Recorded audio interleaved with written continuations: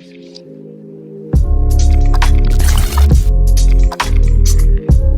everyone, and welcome to the Moving Forward podcast. My name is Rabi, and I'm here with Andy Lamrock. Hey, Andy. How you doing, Rabi? It's good to hear your voice as always. And what do you got in store for us today? A bit of a surprise? Yeah. I'm not sure if it's a pleasant surprise. So it's a Ooh. lawsuit, but we're not the ones being sued. So that's the pleasant story here. Okay, that's good. This comes I thought you were going from to say someone's listened to our podcast and said, "Listen here." drop the lawsuit. So Okay, this comes all from right. Business Insider. A class action lawsuit filed Tuesday alleges that Google tracks users on hundreds of thousands of apps, even when they opt out of quote unquote web and app activity in the settings. The data privacy lawsuit accuses the search engine giant of violating wiretap law and California privacy law by recording what users are looking at in apps. It also alleges that tracking occurs through Google's Firebase, which is a popular set of software for app makers.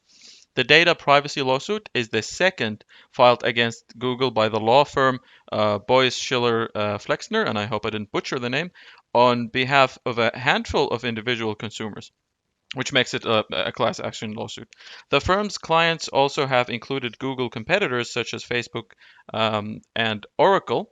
They're accusing not only Google but also Facebook and Oracle. Um, and the lawsuit contends that even when consumers follow Google's own instructions and turn off web and app activity tracking on their privacy controls, Google nevertheless continues to intercept consumers' app usage and app browsing communication and personal information. So, Andy, you and I know that data is very valuable today, and such data collected by Google is a great part of Google's revenue. What can we do here? Is a VPN something that could help in this situation, or maybe just contend with the fact that you're paying for Google's free services by selling them your data? I'm very thankful to Google; they make my life very easy. Am I paying for them this way, or is this something that shouldn't happen? Whoa. Okay. So a couple of things. So I'm not sure Google's actually been found guilty here. So Hmm. Hmm. I think there's a lawsuit to go there first. However, Yeah. the fact that this is actually happening, I think, over the last week or so, we've been talking on our podcast, about copy paste apps, Yeah. listening in the background. You know, someone's lit a fire here, and it's all unraveling, right? This era of collecting information to be able to build intelligence about people, so that they can best serve them online with relevant information, Yeah. is unraveling really fast. And I think what we're actually seeing here, rather than what can you do about it, Hmm. is this is a maturity inflection in technology, and I think we're really speeding forward towards a point where they won't need to do this anyway. Okay, everything will become so connected, that this background tracking probably won't need to happen, Hmm. because the sensors that we interact with in life as IoT explodes in the fourth industrial revolution Yeah. will allow that to happen organically anyway. So that's where I think it's going. But look, definitely an unraveling Yeah. happening in front of our eyes right now. Yeah, it is.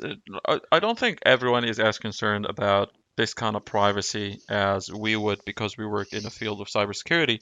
Um, but for me personally, I do not want anyone, because when I say Google, these are people at Google. And people can be malicious or can be good. So I do not want to give people the freedom to be looking at my information. And I do not want to start with them looking at, where I am, what I'm looking at within these apps, and then maybe they will look at more. So with all, you and I have talked about the clipboard copying behavior of these applications. Um, but at the same time, I do understand the importance of such data from a technology perspective. I personally use a virtual private network, a VPN, as much as I can. I don't think it would be helpful in this situation just because the services, the the apps are made using tools that are created by Google. But a very interesting topic. Yeah, Yeah. Oh, look, absolutely. I was wondering where I might even go with that. In terms of, I think you said, Google's free services, hmm and then we're selling our data to them. I don't think we're even selling our data. yeah, We're just giving it up. yeah, Okay. And I think that's a challenge for us. I think the one point you talked about, actual people being able to see your data.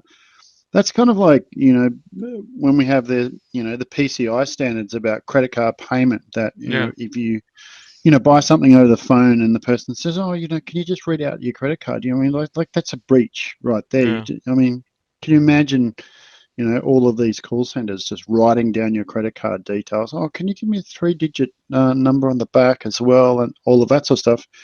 Now, that might have been used to get a transaction, but you've only got to have one bad operator there who, has written this down, puts it in their pocket, and yeah, starts to fraud you. So this is very similar to that, and I think it is personal. And hence why I said I think we're seeing an unraveling of this sort of behaviour, and hopefully tech will mature to take us to a better space. yeah.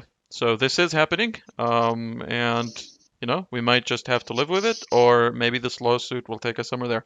But anyway, good conversation, Andy. Very interesting topic. Thank you, everyone, for listening. That was great. Thank you, Rabi.